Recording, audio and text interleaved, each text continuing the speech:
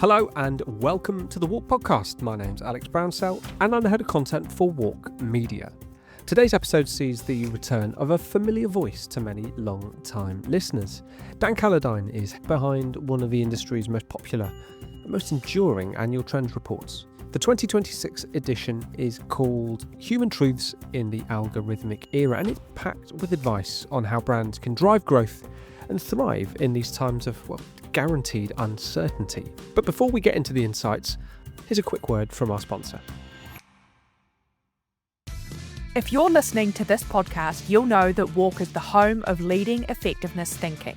And now we're teaching you everything you need to know about the fundamentals of strategy. WARC Strategy Fundamentals is WARC's new digital course for junior or entry-level strategists. You'll learn from award-winning case studies and hear directly from top strategists and WARC's own experts, giving you the latest industry insights alongside proven, practical frameworks. Sharpen up your skills to excel in 2026 with WARC Strategy Fundamentals. Available now at warc.com/learning.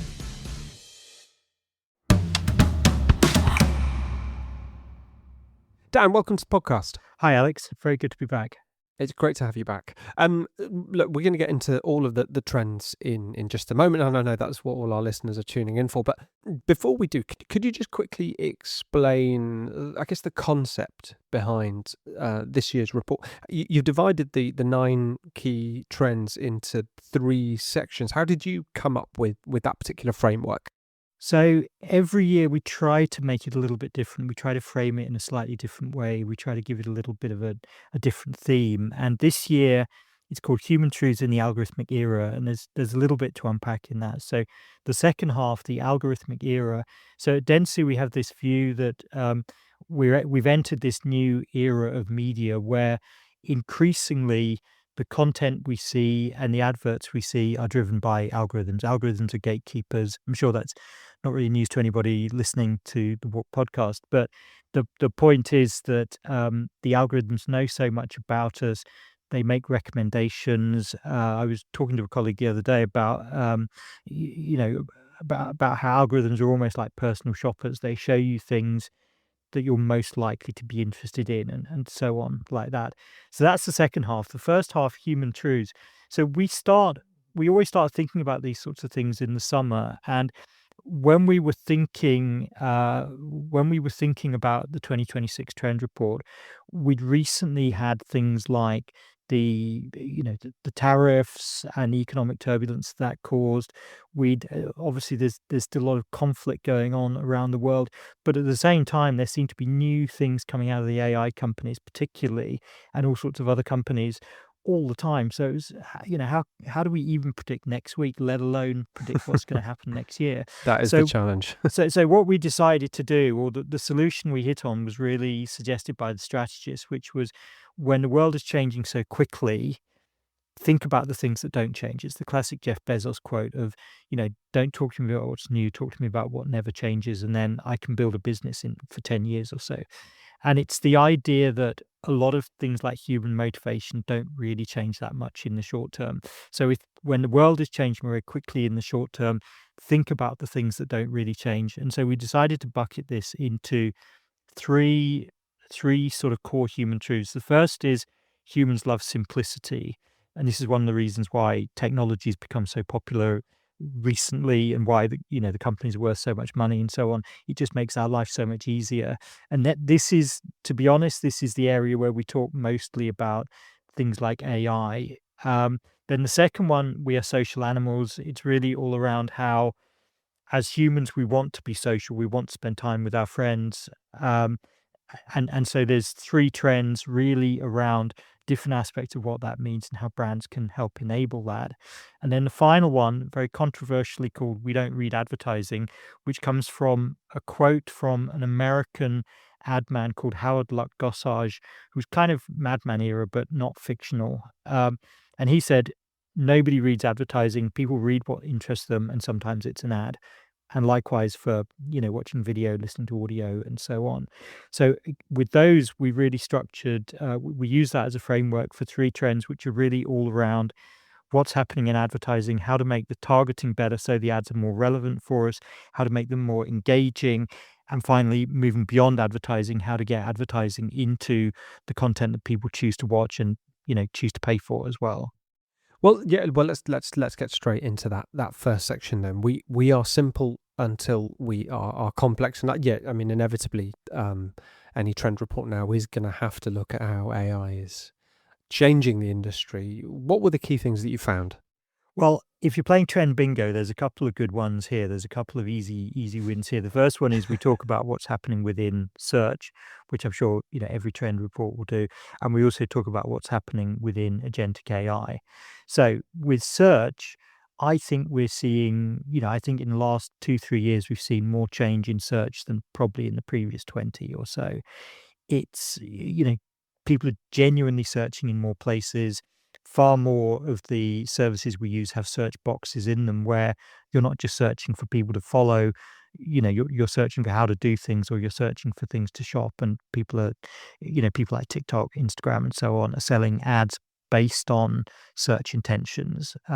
Also, things like searching within commerce, and then obviously you've got the LLMs. So, in fact, earlier today I was looking for a new phone, and my first point of call for that was ChatGPT, because I can write quite a long prompt about the sort of thing I'm looking for. I can describe my situation, I can give it a rough price point and stuff, and it's a radically different search experience to what we would have had a couple of years ago. And I think what we still have with some of the more traditional search players are obviously they are innovating rapidly as well. So for consumers, it makes life a whole lot easier. This is the simplicity bit of the framing.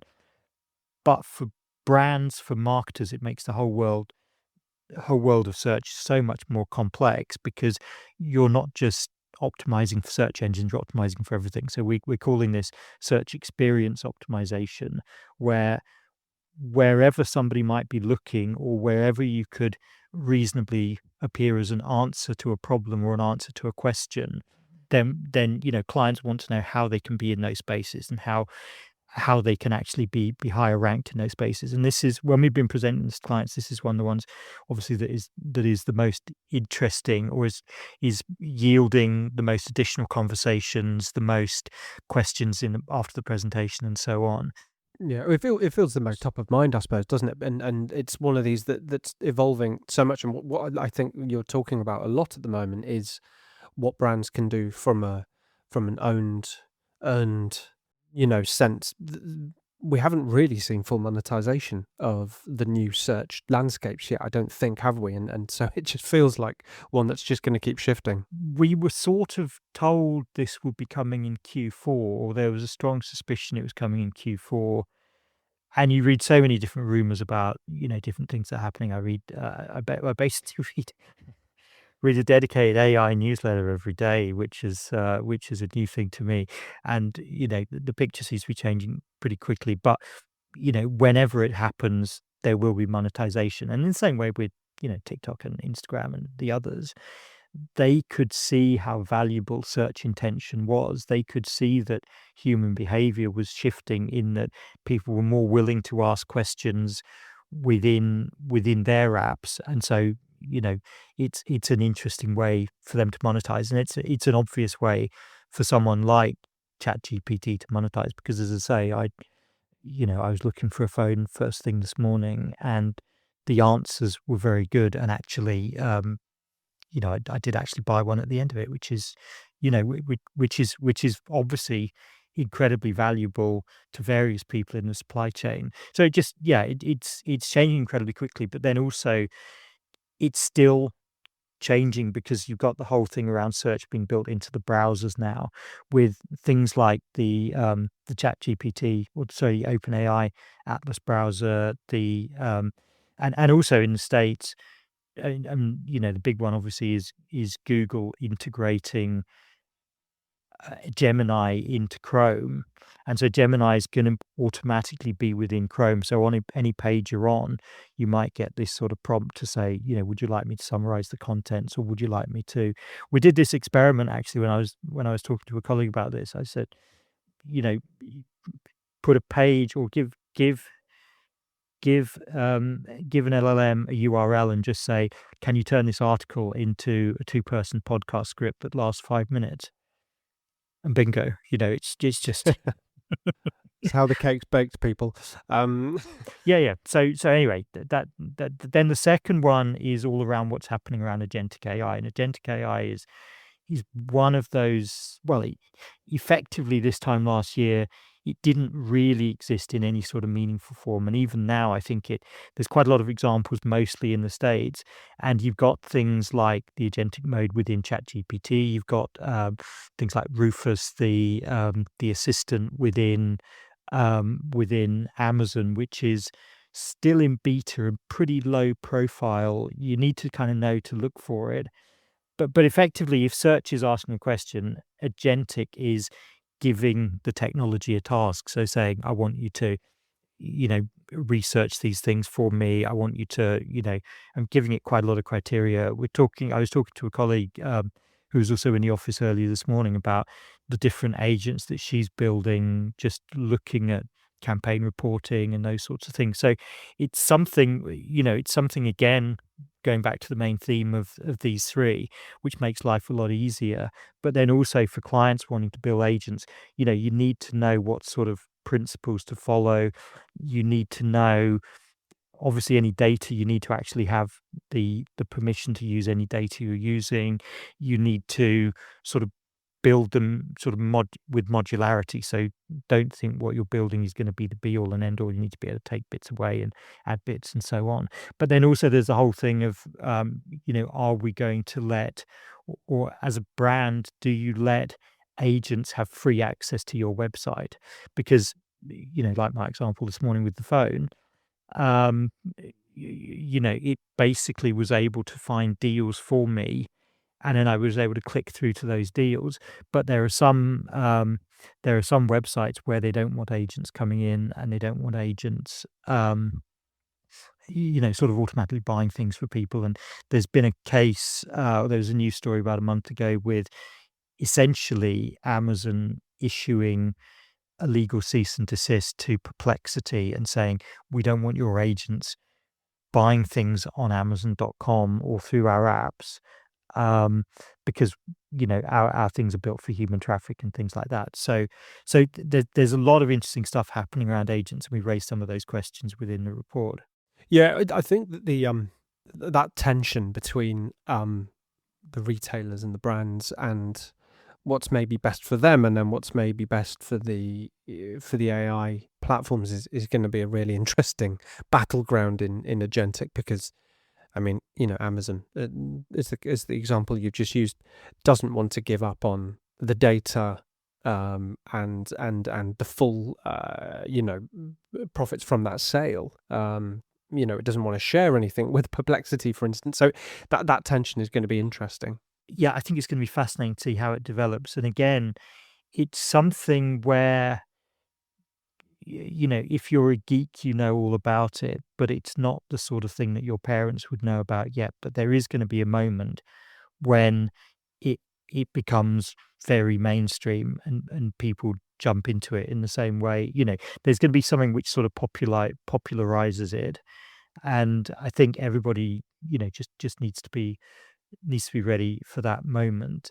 But yeah, so I mean, it's a fascinating thing to what you can see things from both sides, but also, for clients, you need to be absolutely sure whether you want to build an agent. If you do, what exactly is it going to do, and so on. And then also, are you going to let these agents have completely free run? I was reading something from sellers at Etsy. So Etsy is one of the first ones to allow ChatGPT's agent to come in and essentially make purchases or get things just to the point where the user only has to tap the buy button. And what they say is, obviously all sales are good and everything, but you're much less likely to get a review, and you're much less likely to, it's not interested in your other products because it's been given a task simply to go in and buy a specific thing or to buy the best version of something. So an agent is not distractible in the same way that if I go onto Amazon or Etsy or whatever, I can see like a zillion things that actually I probably also should be adding to my basket because these services are so well designed. and the websites are so well designed. Yeah, it's so interesting, and actually this, I think, takes us really neatly into the third trend, which is this contradiction at the moment where we're having technology and AI seems to be moving us inexorably towards this utterly seamless, smooth experience where a couple of clicks later after an initial search, we've already got an item on its way. But there is also another trend that suggests that actually we quite like a bit of friction. And this is one that we ask you to write a piece for us on for the WARC website, which WARC subscribers can go and read now. But yeah, tell us a bit about that paradox that you Yes, observed. so this one is the final one in the sort of simplicity thing. The simplicity element of it is it's becoming so easy to buy things. It's becoming, the journeys are becoming so frictionless. You can be looking through social media, see something, especially in the run up to Christmas. I mean, and also, as I said earlier, the algorithms know your taste so well. They know the sort of, they basically know the sort of things you buy for your friends. And so they show you many, many more things like that. And so, maybe for some people, Christmas is going to be death by small things of all sorts of things that Instagram has recommended to them on a cat theme or something like that. I suspect so. But what's also interesting, what's also sort of fascinating is at the same time, what we're seeing is more and more people trying to build a bit of friction in. So a little bit of gamification, and it can be quite extreme, almost like, like the Amazon Perplexity story we spoke about earlier, where Trader Joe's in the States doesn't do the delivery apps and it doesn't do online commerce and stuff. If you want to buy stuff, you've got to go in store because it's a bit like with our supermarkets where you can walk in wanting to buy a pint of milk and something else and then leave for 20 quid's worth of shopping in your bag or something. So you can see the benefit of making shopping a bit harder in that sort of respect. And then also what we see an awful lot of is the whole the whole sort of gamification of it, the whole sort of artificial scarcity. You see a lot of this with things like fashion brands where they do drop strategies and collabs and things. And you see this around things like ticketing.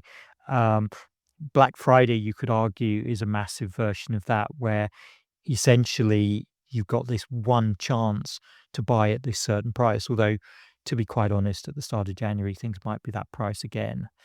If you're willing to wait for that. So what's really interesting is so many different companies seem to be doing these sorts of things. I follow quite a lot of artists on Etsy, and I think increasingly they're doing that sort of stuff where they will go to the studio, make a whole load of stuff, and then announce, 9 p.m. on this one I was looking at, 9 p.m. Saturday night, they open up the shop for the first time in 3 months or whatever, and everybody goes and buys their limited edition lino prints and stuff.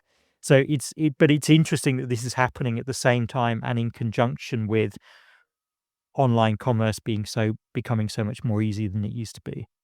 As somebody whose wife purchased a remarkably expensive small picture of a wire-haired dachshund in a sort of flash kind of auction moment, I can empathize that is definitely a trend. It is interesting that these two things, this drive towards ever greater seamlessness with the thrill of the hunt a little bit, and I think you're so right that there is something in human nature that actually both of those things can kind of progress in tandem.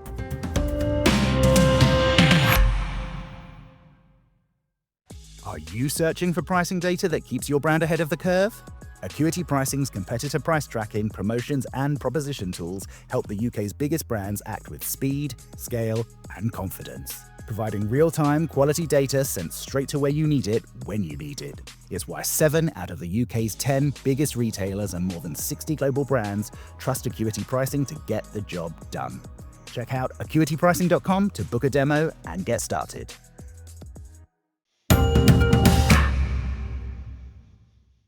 Okay, well, you've called the second grouping of trends, we are all social animals. What did you find here about the human nature and how we all sort of do like to band towards communities? So this is really a framing of different elements around what is happening with social and what is happening with content and creators, and also, at one far end of social, essentially what is happening with messaging platforms as well. So the first one is really all about how communities and creators are becoming far more important for marketers than ever before. One of the things we thought was really interesting was the fireside chat quite early on this year from Unilever, where they basically said they were going to be spending 50% of their budgets within social channels. So not 50% of digital channels, digital budgets, 50% of all marketing budgets within social channels. And obviously, not all of this is going to go to creators, but I think they said that the number of creators they were using was going to go up 20-fold. So if they'd been using 10, they'd then be using 200 and so on. And what we're seeing is more brands like that involving creators in more sorts of things, and also involving them in helping design campaigns from the get-go and stuff like that. And it's really just making the point that creators are much more important, but also the understanding of how they work is really growing in terms of what sort of creators are good at what sort of things. There's lots of case studies now. There's an awful lot of experience of using different sorts of people, and also it's becoming much more measurable. So talking about how particularly with things like TikTok Shop, you can obviously track through to sale and so on, but also you're starting to be able to do things like tracking through to footfall and things. So the platform is changing. It's becoming much more much more useful for marketers, basically, and just saying, this is something that an awful lot of that you can find a use for an awful lot of brands in all sorts of different ways. The second one is really all about how content is increasingly becoming social, and there's really three main examples of how this sort of works. So the first one is the way that the streaming platforms essentially are going for more and more live content, because they know that this brings people together. They know that people love sitting down and watching things together. So on the one hand, Netflix is designed for me to be able to watch Breaking Bad at 3:00 in the morning if I want to, because it'll always be there. The schedule doesn't exist anymore and things like that. But on the other hand, on Christmas Day, they want me to watch the NFL matches, or they want me to watch whatever, live comedy and so on at the moment that it's going out, because they know that it drives social buzz and it brings people together and people watch together and stuff. I mean, it's quite extraordinary how, I'm sort of old enough in the industry to remember everybody saying the TV schedule is dead and so on. And then you get something extraordinary like The Traitors coming along, where, 15 million people on a Thursday night, all staying in rather than going out as they would normally, and things like that. In fact, I went out on that Thursday night because I hadn't actually got into The Traitors at all. And I was kind of annoyed to find this place I wanted to go to was actually fully booked up, because I'd assumed with my media head on that everybody was at home watching Traitors, but maybe not. But even so, 15 million people watched it, and it was a massive, massive sort of thing that people were talking about. I still can't get over the betrayal of Joe Marler by Nick Mohammed. For anybody that hasn't watched it, it still cuts deep. But the point was, that the BBC had managed to create this thing that got so many people watching. And I think something like a celebrity version of something can be quite hit or miss, but obviously this one was absolutely hit. And likewise, obviously with sport, next year we've got Winter Olympics coming in February. We've got the effectively pretty much a whole summer of FIFA World Cup events and things like that as well. So this seemed really interesting to us. Then also, it seemed to us at the point we were writing that there was this sort of huge surge of nostalgia for the 90s, possibly a simpler time, but Oasis were on tour and filling up all our social feeds and stuff. You got TV shows from the 90s being rebooted, you've got movies being remade or sequels to them and things like that as well. And then the final thing was just how brands are increasingly moving into third spaces, so creating their own, even if they're not retailers, creating their own third space where people can come and essentially celebrate the brand. So in the States, you've got Netflix House, and I was talking to some colleagues the other day, and one of their clients is very keen to get involved in that, and I'm sure there's going to be lots of opportunities for brand activation within that sort of thing. And then obviously in London, we've got the Guinness microbrewery, opening. I think it's later this week actually, and I'm sort of confidently predicting within the first 6 months or so, pretty much everybody we know in London will have at least been there or been invited there or something. And again, you're going to just effectively celebrate the brand, and the brand is helping to bring people together and so on. So things work in that sort of way. I'm interested to know if you think that what we're seeing around that sort of success of shared moments and that desire for shared moments is an enduring thing, or if there's almost a little bit of a response to the sort of atomization of experience that we've seen in the digital and social age. I think so pushback I always get from colleagues, and we always get from colleagues is, is this a trend and stuff like that. And I think, I'm pretty fast to put my hands up on some things and say, this is a newer version of something which has kind of always existed, going back to the sort of human truths and things. But I think also, the media creates new ways of doing things and new ways of thinking about things. I heard a great theory that, the rise of the iPod 20 years ago essentially boosted things like festival audiences, because people were listening to more music because there were more opportunities to listen to music, compared to going home and putting a CD on or whatever, just having it with you all the time, 10,000 songs in your pocket or whatever. But in addition to the solo experience, they wanted the group experience. It'd be amazing to see these people at Glastonbury. It would be amazing to, be in a big crowded room when this song suddenly strikes up and stuff. So I think, yes, I think this is, I think a lot of the things like nostalgia and a lot of the things like, content becoming social are quite, have kind of always been there in a way, but we always reinvent new ways for them to happen. And it's also interesting that, it is interesting that things like Netflix House and Guinness sort of pretty much opening in the same month. And so, and obviously these things have been planned for years and years and years and stuff. But the point of sort of pattern spotting within trend spotting and stuff like that, and seeing how the world finds new ways to do stuff it's always done, but enabled in different sorts of ways. And the other thing is, with things like event spaces now, we're all very used to booking things online before we go. We're all very used to booking things on our phone and, just sort of confirming our attendance and stuff. And that makes these things much more viable because you've just got much more data about how many people are going to go. And if you haven't got many bookings, then you can advertise to try and increase the bookings and run special offers and create artificial scarcity and those sorts of things as well. Yeah, no, it's interesting. And one final trend in this section? Yeah, so the final one is a very quick one, and it's about the sort of one extreme end of the spectrum of social, which is essentially messaging. And we think of messaging as being very personal and quite one-to-one. But what we're starting to see is more and more brands get involved in the area. And we're categorically not talking about brands spontaneously deciding to get in touch with me or anything like that. But the point is, if you've got a problem with a brand and you can actually find the brand on something like WhatsApp or something like Facebook Messenger, it's actually really useful to be able to contact them to sort something out.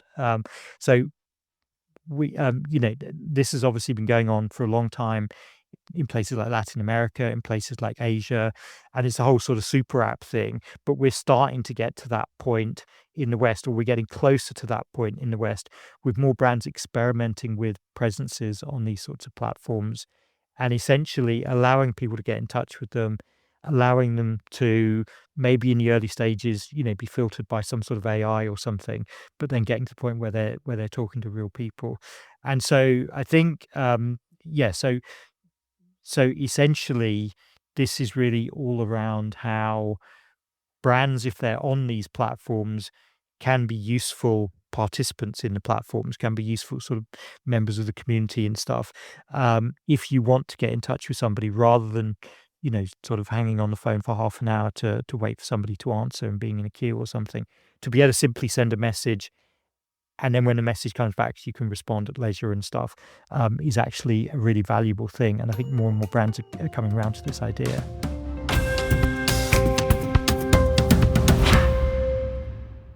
Finally, and slightly ominously, the third section of the report, as you've described, is titled "We Don't Read Advertising." So before all our listeners switch off in despair, let's unpack what that means for brands and marketers. So this one, as I said at the start, this one comes from a quote from a sort of American ad guru called Howard Gossage, who said, "Nobody reads advertising; they read what interests them, and sometimes it's an ad." And likewise for TV and audio and everything else.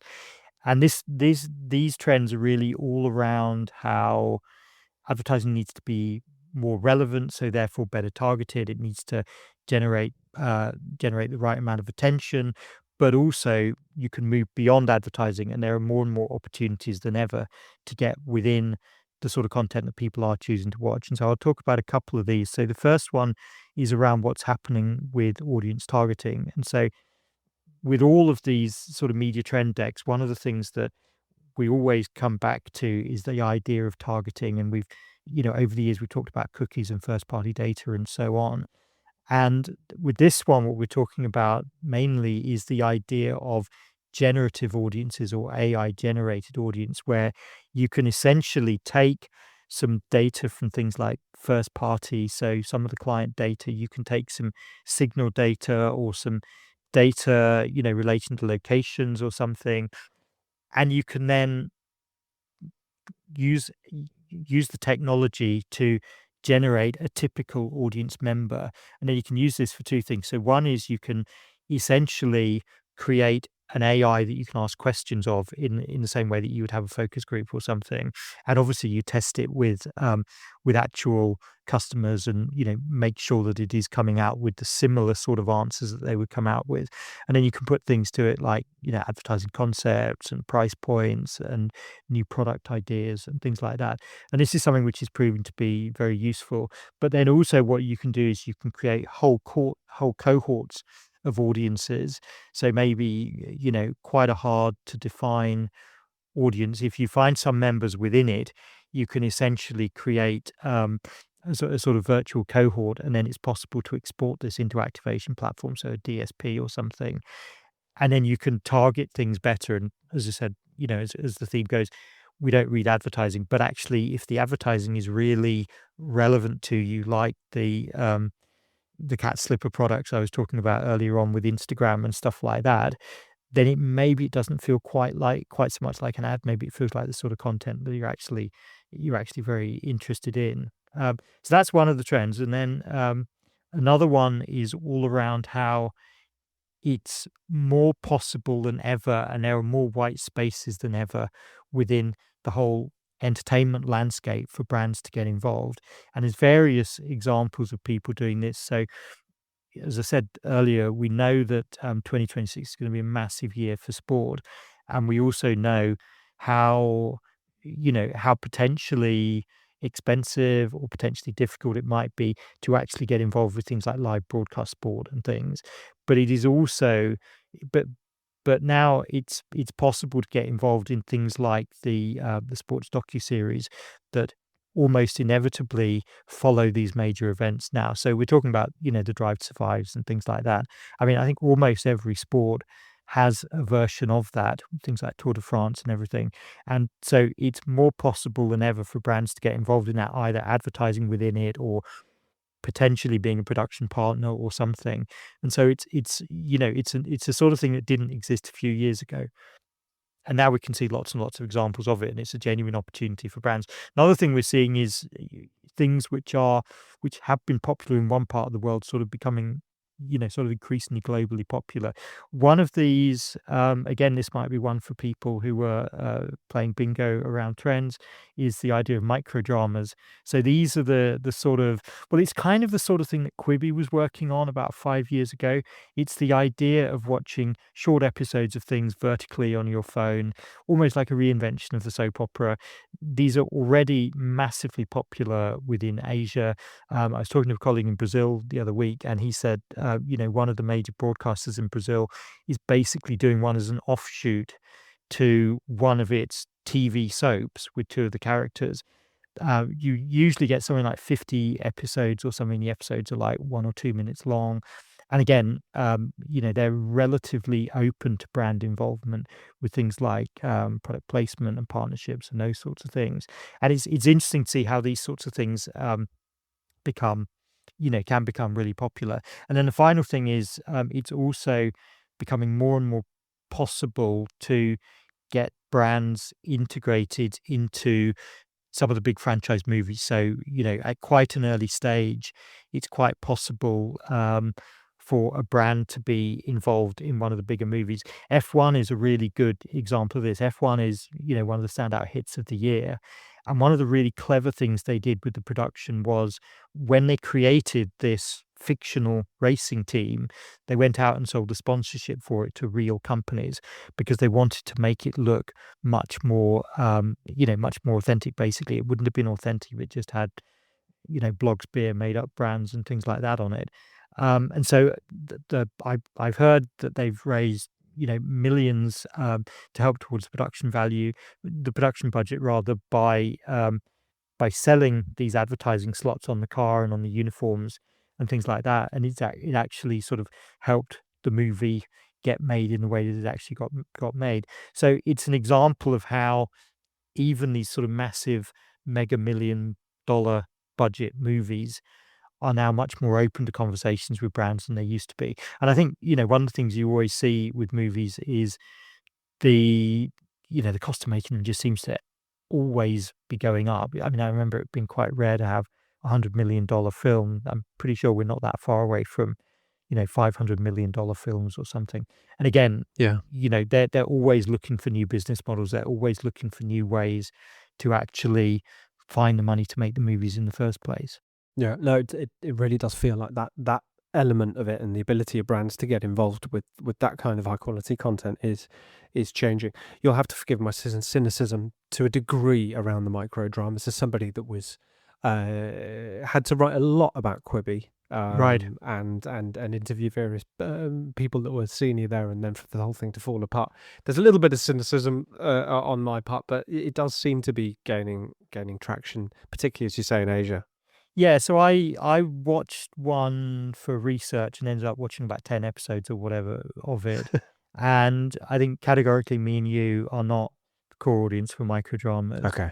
And I think I won't take that personally. I think it's the sort of thing that might work in the way that I see lots of things becoming super popular that I'm not the target audience for. And you could appreciate something as a good product and stuff, but I can see how you can construct something which is quite addictive as a piece of content and stuff, and keeps you coming back and keeps you looking for the next episode and so on.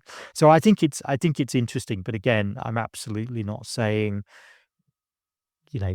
put your shirt on this, it's going to be massive in 2026, but it's the sort of opportunity that brands can test and learn with. Because, in the same way, Quibi went away, but then one of the ideas from Quibi has sort of come back. And it's quite conceivable that, if these things work, or if somebody can find a way to make these things work, they could also end up on platforms which are already massive. They could almost be like a fiction strand on Instagram or TikTok or something that could actually become very popular. So it's one of these things, but it's one of these things where the point is it's an opportunity which is there now that wasn't there a few years ago, and the opportunity may evolve, but yeah, it's something which is potentially interesting to test and learn from. Yeah, no, well, I'll accept that, and I'll agree to suspend my disbelief for the time being. I'm afraid that is all we have time for today. You Dan, I believe you'll be able to go and read the full report on the Dentsu website. That's right. Yes. And as I mentioned earlier, there is an article that Dan kindly wrote for us on some of the search and commerce trends available on WARC.com as well. Well, thank you for joining us, and thank you, Dan.